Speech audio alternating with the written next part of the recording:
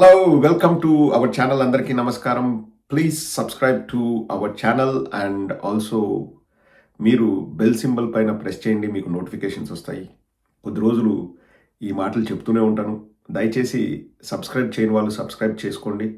ఇది చాలా చాలా ఇంపార్టెంట్. మన మీద మామూలుగా వాళ్ళు కన్ను పెట్టలేదండి. ఆల్ ద బెస్ట్ చెప్దాం, వాళ్ళు చేసుకునేది వాళ్ళు చేసుకుంటారు. మనం ఏది కూడా అనవసరంగా రియాక్ట్ అవ్వాల్సిన అవసరం లేదు. మనం ఏం చేయగలమో మనం చూపించాలంతే. సో దయచేసి ప్రతి ఒక్కరూ ఎవరైతే సబ్స్క్రైబ్ చేసుకోలేదో వాళ్ళు సబ్స్క్రైబ్ చేయండి. అలాగే బెల్ సింబల్ పైన ప్రెస్ చేయండి, మీకు నోటిఫికేషన్స్ వస్తాయి. ఒక సామెత ఉందండి, పెద్దలు ఊరికే చెప్పరు సామెతల్ని, అవి ఊరికే పుట్టవు. విద్య లేనివాడు వింత పశువు, విద్య లేనివాడు వింత పశువు అని చెప్పేసి.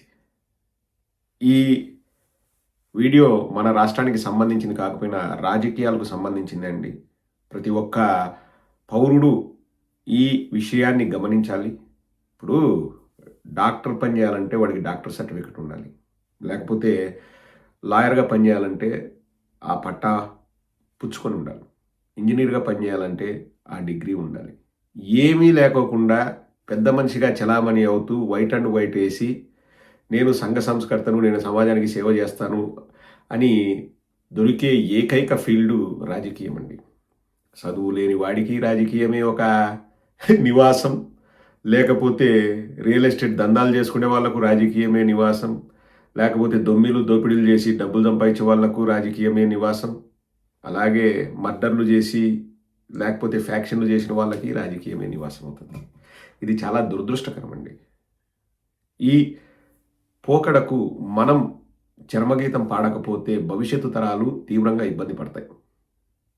సబ్జెక్ట్లోకి వెళ్ళే ముందు నా చిన్న సూచన పిల్లలకే, నెక్స్ట్ జనరేషన్ పిల్లలకి, మీరు ఏ వృత్తినైనా ఎంచుకోండి, మీకు నచ్చిన వృత్తిని ఎంచుకోండి, తప్పులేదు. కానీ దానికి ముందు బేసిక్ డిగ్రీ అన్నది సాధించండి. డిగ్రీ అన్నది కంపల్సరీ. మీరు డిగ్రీ చేస్తే మీకు అనుకున్నది మీరు సాధించలేకపోయినా మీకు ఏదైనా ఆ డిగ్రీ మీకు కడుపు నింపుతుంది, మీ కుటుంబాన్ని పోషిస్తుంది. ఏ దాని మీదనో మీరు ఇప్పుడు క్రికెట్ ఆడాలనుకుంటే ఆడండి, తప్పులేదు. కానీ డిగ్రీ చేయండి. ఒక పక్క డిగ్రీ చదువుతూనే మీరు క్రికెట్ ప్రాక్టీస్ చేయండి. లేకపోతే సినిమాల్లోకి వెళ్ళాలనుకున్న డిగ్రీ అయితే చదవండి. ఇప్పుడు కొంతమంది సినిమా యాక్టర్లు వచ్చి చెప్తుంటారు, నేను 5వ తరగతి చదివినా, నేను ఇంత స్టార్. 1000 మంది ట్రై చేస్తే ఒకడికో ఇద్దరికో అవకాశం వస్తుందండి. అది లాటరీ. అంటే వాళ్ళ టాలెంట్ కూడా ఉంటుంది, కానీ అదృష్టము కలిసి రావాలి. కాబట్టి ప్రతి ఒక్కరికి ఆ అదృష్టం ఉండదు. చదువుకొని మీరు మీ కాళ్ళపైన మీరు నిలబడగలిగినప్పుడు మీరు ఏదైనా చేయడానికి ట్రై చేయండి, తప్పులేదు. మీ ఆశయాలు మీరు సాధించుకోండి, కానీ బేసిక్గా డిగ్రీ అయితే సాధించండి. లేకపోతే ఎట్లా ఇబ్బంది పడతారు. ఇప్పుడు నేను ఒక అద్భుతమైన వీడియో చూపిస్తాను. ఇతని పేరు సామ్రాట్ చౌదరి అంట. ఇతను నెక్స్ట్ బీహార్ ముఖ్యమంత్రి. ఒక ఆసక్తికర ఇంటర్వ్యూ అండి, నేను ఆన్లైన్లో చూశాను. బీహార్ ముఖ్యమంత్రిని స్టేజ్ పైన ఆవిడ అద్భుతంగా ప్రశ్నలు అడుగుతున్నారు. ఆయన ఏం సమాధానం చెప్తాడో ఒకసారి వినండి. बता दीजिए कि आपने 10वीं मेरिट कौन से साल में पास किया? देखिए, पास किया भी कि नहीं किया? ये आपका प्रश्न है कि किसी और का? प्रशांत किशोर का प्रश्न पूछिए। मैं किसी व्यक्ति का जवाब नहीं देता हूँ। आपका प्रश्न है तो जवाब दे दूंगा। मैंने अपने एफिडेविट में बड़ा स्पष्ट तौर पर लिखा है कि पीएफसी का एक कोर्स मैंने कामराज यूनिवर्सिटी से किया। पीएफसी, हाँ, व्हाट इज इट?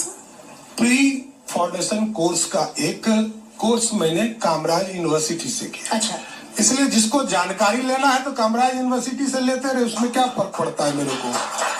ये तो मेरा मेरा मेरा दायित्व है, मैं लिख के देता हूँ, एफिडेविट करता हूँ, और मैं जो बोलता हूँ वो एफिडेविट में रहता है। मैं कोई नई बात नहीं बोलता। अभी भी लेकिन सम्राट चौधरी कुछ छिपा रहे हैं क्या? किसी- मैं ये पूछ रही हूँ कि 10वीं सम्राट चौधरी ने पास की कि नहीं की? मैंने आप హిందీ అర్థం కాని వాళ్ళకి చెప్తానండి. ఆవిడ సామ్రాట్ చౌదరి గారిని అడిగారు, మీరు 10వ తరగతి పాస్ అయ్యారా? పాస్ అయ్యింటే ఏ సంవత్సరం పాస్ అయ్యారు అని. It's a very simple question. నేను పలానా సంవత్సరంలో పాస్ అయ్యానని చెప్పొచ్చు. సో అతను ఏమంటున్నాడు, ఇది మీ ప్రశ్ననా లేకపోతే వేరే ఎవరైనా అడగమన్నారా అంటే, ప్రశాంత్ కిషోర్ అడిగాడు ఈ ప్రశ్నను అంటే, ప్రశాంత్ కిషోర్కి నేను సమాధానం చెప్పను, మీరు అడిగితే చెప్తాను. అయినా గానీ ఎవరికీ సమాధానం చెప్పాల్సిన అవసరం లేదు. నేను పీఎఫ్‌సీ చేశాను కామరాజ్ యూనివర్సిటీ నుంచి అన్నాడు. పీఎఫ్‌సీ ఏంటి అంటే ప్రీ ఫౌండేషన్ కోర్స్ అంట.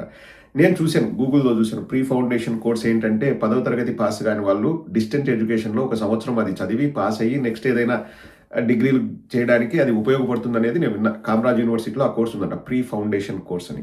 నేను అది చేశాను కామరాజ్ యూనివర్సిటీ నుంచి. కావాలంటే నా అఫిడవిట్లో ఉంది, పోయి కామరాజ్ యూనివర్సిటీలో అడిగితే వాళ్ళు కూడా మీకు చెప్తారు అన్నాడు.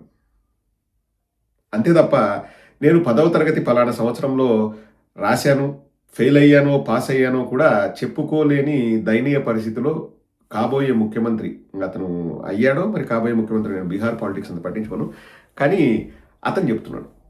ఇప్పుడు నువ్వు పాస్ అయ్యింటే పాస్ అయినా అని చెప్పొచ్చు, ఫెయిల్ అయింటే ఫెయిల్ అయినా అని చెప్పొచ్చు. పోయి అఫిడవిట్లో చూసుకోండి, కామరాజ్ యూనివర్సిటీకి పోయి అడగండి, ఇవన్నీ చెప్పాల్సిన అవసరమే ఉంది. అందుకు ఆ విలేకరి ఒక ప్రశ్న అడిగారండి, మీరు ఏదో దాచిపెడుతున్నట్టు ఉన్నారు అంటే నెక్స్ట్ ఏం మాట్లాడతాడో ఒకసారి వినండి. आप समझ ही नहीं रही तो आप हमको क्या नहीं, थोड़ी सी हो सकती मैंने तो बता दिया आपको। नहीं, आप लोग आपको जो जानकारी लेना वो है उसमें। हाँ। अब सम्राट वही- चौधरी अगर अपने मुंह से कह नहीं, देंगे नहीं, अरे विरोधियों तो- की जुबान बंद हो देखिए, जाएगी। अब वही तो मैं कह रहा हूँ कि चीजें तो मैंने बता ही दिया। अब आपको उसको एक्सप्लेन कीजिए, आप देखिए, कुछ तो जांच कीजिए, कुछ तो देखिए, पता सुनिए कीजिए। सर, आपने 2010 में एक एफिडेविट दाखिल किया, जिस वो एफिडेविट की सबको आप पता है, कोई आपको बताने का नया नहीं है। सुनिए, सुनिए। सुनना क्या है, सुनने नहीं आया हूँ, उसमें आपने- सुनाने आया हूँ, उसमें ध्यान आपने रखिएगा। कहा, मैं उसमें सुनने आपने- नहीं आता हूँ। अरे सुनिए ना सर, अच्छा नहीं, चलिए, सवाल का जवाब देखिए, दीजिए। एक चीज समझिए, 2010 थोपने का में थोपने का एफिडेविट में प्रयास आपने नहीं कहा नहीं, कि थोपने का प्रयास आपने सातवीं दर्जा नहीं, पास किया। मैंने क्या कहा, मैंने कहा कि मैंने एफिडेविट दिया, ये जानकारी लेने का है ना, यूनिवर्सिटी से लीजिए, क्या जाता है। मतलब सम्राट चौधरी अपने मुंह से क्यों नहीं कहना अरे चाहते? मैं तो क्या? एफिडेविट करता हूँ, पर्दादारी क्या है? मैं एफिडेविट करके बता रहा हूँ, अब आपको क्या बताना है, चलिए आगे कोई प्रश्न है तो बताइए। भाई देखिए, मुझसे क्या कोई पूछे कि मैंने 10वीं कौन से वो साल में ठीक है, पास- वो आपका दायित्व मैं है, कहूंगी आप मैंने करते- 1998 में 10वीं मैंने- पास किया। मैंने कहा कि हमने अपनी बात रख दिया, आपको और कोई प्रश्न है तो पूछिए। मतलब मैट्रिक में गड़बड़ झाला है। कोई गड़बड़ झाला नहीं है, आपके गलत फहमी का झाला है, आपको लगता होगा। నేను 1998లో నా 10th క్లాస్ పాస్ అయ్యాను. నేను చెప్తున్నాను, మీరు చెప్పడానికి హఫిడావిట్లో చూడండి, హఫిడావిట్లో ఉంది. నాకు ఇంతకంటే నేనేం చెప్పాలి? వేరే ప్రశ్న ఏదైనా అంటే అడగండి. నేను ఇక్కడ వినడానికి రాలేదు, వినిపించడానికి వచ్చినాను. హఫిడావిట్లో ఉంది చూడండి, హఫిడావిట్లో పోయి చెప్పుకోండి అంటున్నాడు. ఎక్కడ కూడా ఆ అమ్మాయి అడిగిన ప్రశ్నకు అతను సమాధానం చెప్పడానికి అతను నిరాకరిస్తున్నాడు, నీళ్లు నవ్వుతున్నాడు. అంటే దాని అర్థం ఏంది? 10వ తరగతి పాస్ కాలేదు. ఇక్కడ నేను ఒకటే చెప్తున్నానండి, అతను పాస్ కాకపోవడం అతను చేసిన నేరం అని నేను అనట్లే. అతనికే అనిపిస్తుంది, సిగ్గుగా అనిపిస్తుంది, నేను 10వ తరగతి కూడా పాస్ కాలేదు, నేను ఎట్లా ముఖ్యమంత్రి అవుతానని అతనికే సిగ్గుగా అనిపిస్తుంది. కాబట్టి అతని నోటి నుంచి అతను నేను పాస్ అయినా అని చెప్పుకోలేకపోతున్నాడు, అంటే ఫెయిల్ అయినా అని కూడా చెప్పుకోలేకపోతున్నాడు. ఇప్పుడు ఇక్కడ సామ్రాట్ చౌదరి అనే వ్యక్తి ఒక ఎగ్జాంపుల్ చూపిస్తున్న అంతే అండి. ఇదే మన దేశంలో ఉన్న దౌర్భాగ్యం రాజకీయ వ్యవస్థలో. ప్రాథమిక నీకు ఇప్పుడు ఎలిజిబిలిటీ ఏమంటారు కదండి, ప్రాథమిక ఎలిజిబిలిటీ ఏంటంటే రాజకీయాల్లో డబ్బులు ఉండాలి. ఇప్పుడు అది అలా అయిపోయింది, వ్యవస్థలు అలా అయిపోయినాయి. డబ్బులు ఉండాలి, పలుకుబడి ఉండాలి, లేకపోతే మీ తాతలు తండ్రులు వాళ్ళు రాజకీయాల్లో పోటీ చేసి వాళ్ళు ఆ కాన్స్టిట్యుయెన్సీలో వాళ్ళు ఎప్పటి నుంచో వాళ్ళకు పట్టు ఉండి మళ్ళీ మీకు వారసత్వంగా అది వస్తుంది. సో అలా అయినా రావాలి, డబ్బులైనా ఉండాలి. నేను బాగా చదువుకున్నాను, బాగా విద్యావంతుణ్ణి, నాకు సమాజ సేవ చేయాలని ఉంది అంటే ఎంతమందికి అవకాశం వస్తుంది? చాలా తక్కువ. అంటే అవకాశాలు ఇవ్వకూడదని ఏ రాజకీయ పార్టీలు అనుకోకండి, కానీ వ్యవస్థలు అట్లా తయారైనాయి. మన ఆంధ్రప్రదేశ్ తీసుకుంటే ఎంతండి, 50 కోట్లు ఉండాలా మినిమం. నువ్వు ఉంటేనే నువ్వు రాజకీయ నాయకుడు. అది ప్రాథమిక. నీకు అసలు నువ్వు రాజకీయాల గురించి ఆలోచించాలంటే నువ్వు బేసిక్గా నీకు కావాల్సింది డబ్బు. డబ్బులు ఏమైతే నువ్వు ఆలోచించుకోను. పోనీ నువ్వు అట్లా ఆలోచించాలంటే నువ్వు డబ్బులు సంపాదించుకుంటారా, అప్పుడు ఆలోచించు. ఏ విధంగా డబ్బులు సంపాదించుకునే వాళ్ళ అక్రమ మార్గాల్లో. ఎందుకంటే 2-3 ఏళ్లలో 50 కోట్లు ఎవడు సంపాదిస్తాడు? ఎందుకంటే క్యూలో ఏమవుతుందంటే ఈ రాజకీయ పరీక్షల్లో క్యూలో మనం వెనకబడిపోతాం. చదువుకున్నాము, నాకు ప్రజలకు సేవ చేయాలనేది ఇది అంటే సరేబ్బా మంచిదేలే, నీ ఉద్దేశాలు మంచివే, మేము కాదని ఉంటారు. ఏ పార్టీ అయినా. ఇక్కడ పార్టీల గురించి నేను మాట్లాడట్లేదు, వ్యవస్థలు ఎట్లున్నాయని మాట్లాడుతున్నా. అదే డబ్బున్నోడు, ఓ నువ్వు 20 కోట్లు పెట్టుకుంటావా, నువ్వు 30 కోట్లు పెట్టుకుంటా, అదే ముందు వరుసలోకి రా, నువ్వు ముందు వరుసలోకి రా, నువ్వు ఫిల్టర్ అయిపోతుందా, వైట్ అండ్ వైట్ వేసుకో, 4 ఇంగ్లీష్ మాటలు నేర్చుకో, కామరాజ్ యూనివర్సిటీకో పిఎఫ్సి తెచ్చుకో, 10th లేదా దాన్నే ముందులే డిగ్రీ ముద్రిద్దాం, నువ్వు రా. వాడు ఏం చేస్తాడు, వాడు ఏం సమాజ సేవ చేస్తాడు, వాడు ప్రజలకు మంచి ఏం చేస్తాడు?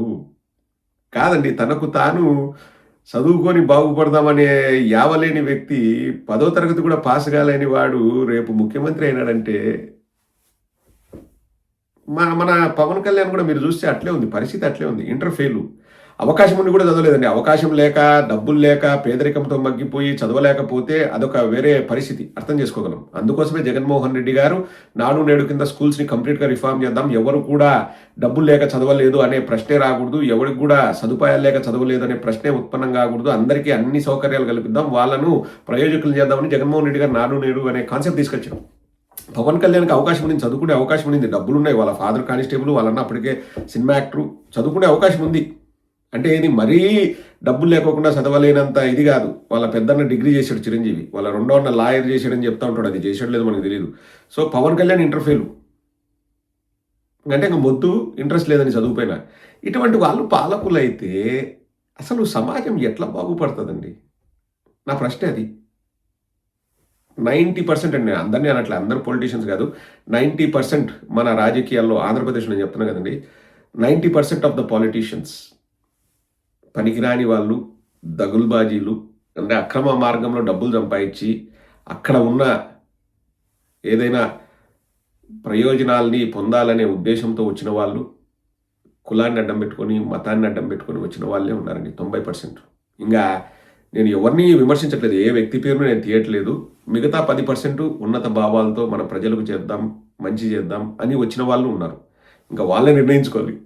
ఇప్పుడు ప్రతి ఒక్క రాజకీయ నాయకుడు కూడా ఆ 90%లో ఉన్నాడా, 10%లో ఉన్నాడని. కొందరు మాట్లాడుతుంటండి, నేను పేర్లు కూడా తీయదలుచుకోలేదు. అంటే మనకు తెలిసిపోద్ది, నువ్వు ఎట్లా ప్రజాప్రతినిధి అయినావా స్వామి, నువ్వు ఎట్లా ఎమ్మెల్సీవో, ఎమ్మెల్యేవో, లేకపోతే నువ్వు ఎట్లా మంత్రి అయినావో అనిపిస్తుంది చూసినప్పుడు. అంటే వాళ్ళ ఐక్యూ లెవెల్స్ అంత దారుణంగా ఉంటాయండి. వాళ్ళకి ఏమీ సమాజం పట్ల అంటే తక్కువ, డబ్బులు ఉన్నాయి, లేకపోతే పలుకుబడి ఉంది, లేకపోతే మా నాయనో మా తాతో ఎమ్మెల్యేగా చేసినాడు, నేను అవుతాడా, సింపుల్, వైట్ అండ్ వైట్ వేస్తా, నేను సమాజంలో పోయి నేను పెద్ద మనిషిలాగా ఊరేగుతాను. వ్యవస్థల్లో మార్పు రావాలండి. నేను ప్రతి ఒక్కరూ సూపరింటెలిజెంట్ ఉండాలన్నట్లే, బట్ ఇప్పుడు అతనే ఎంత ఇబ్బంది పడ్డాడు, 10వ తరగతి ఎప్పుడు పాస్ అయ్యావు అని చెప్పుకోవడానికే ఇబ్బంది పడుతున్నాడంటే అతను ముఖ్యమంత్రిగా ఏం పరిపాలన చేస్తాడు?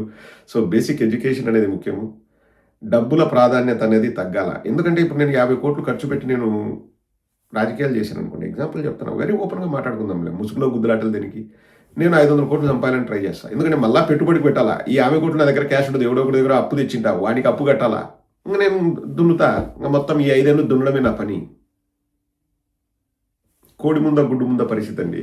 రాజకీయ నాయకులు ఇవ్వాలన్నా వద్దా, లేకపోతే ప్రజలు తీసుకోవాలన్నా వద్దా అన్నది ప్రశ్న కోడి ముందా గుడ్డు ముందా లాంటిది. ప్రజలు ఏమంటారు, రాజకీయ నాయకులు ఇవ్వకపోతే మేము తీసుకోం కదా అంటారు. రాజకీయ నాయకులు ఏమంటారు, మేము ఇచ్చేటప్పుడు ప్రజలు తీసుకోకపోతే మేము ఎవరికి ఇస్తామంటారు.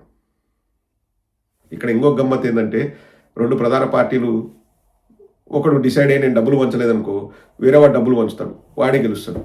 సో ఈ పరిస్థితి ఎట్టుందంటే, కక్కలేక మింగలేక ఇంకా ప్రజలే, ప్రతి ఒక్కరూ ఏం ఆలోచించాలంటే, నేను 1000 రూపాయలకు 2000కు నా ప్రజాస్వామ్యాన్ని తాకట్టు పెట్టలేను, నేను తీసుకోను అని ఎప్పుడైతే మీరు నిర్ణయిస్తారో, మనం రాజకీయ నాయకుల్ని ప్రశ్నించే హక్కు పొందుతాం.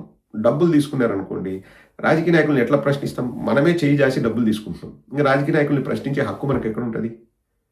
వాడు ఒకటే అనుకుంటాడు, ఈరోజు 2000 ఇచ్చినా రేపు 2500 ఇస్తారు, వాళ్ళే ఓటేస్తారు, మేమేం పనులు చేయాలా, మీకు పనులు చేయాల్సిన అవసరం లేదనుకుంటారు. ఆలోచన అయితే చేయాలండి. ప్రతి ఒక్కరికి తెలుసు, మీడియా వాళ్ళకు తెలుసు, రాజకీయ నాయకులకు తెలుసు, పోలీసులకు తెలుసు, లాయర్లకు తెలుసు, జడ్జిలకు తెలుసు, ఎలక్షన్స్లో డబ్బులు వంచుతారని. కానీ ఎవరు దాని గురించి మాట్లాడుతూ చూడండి, దట్స్ ద బ్యూటీ. ప్రజలకు తెలుసు, అందరికీ తెలుసు, కానీ ఏమీ తెలియనట్లు ఎవరు కూడా మాట్లాడరు, అందరూ పంచుతారు.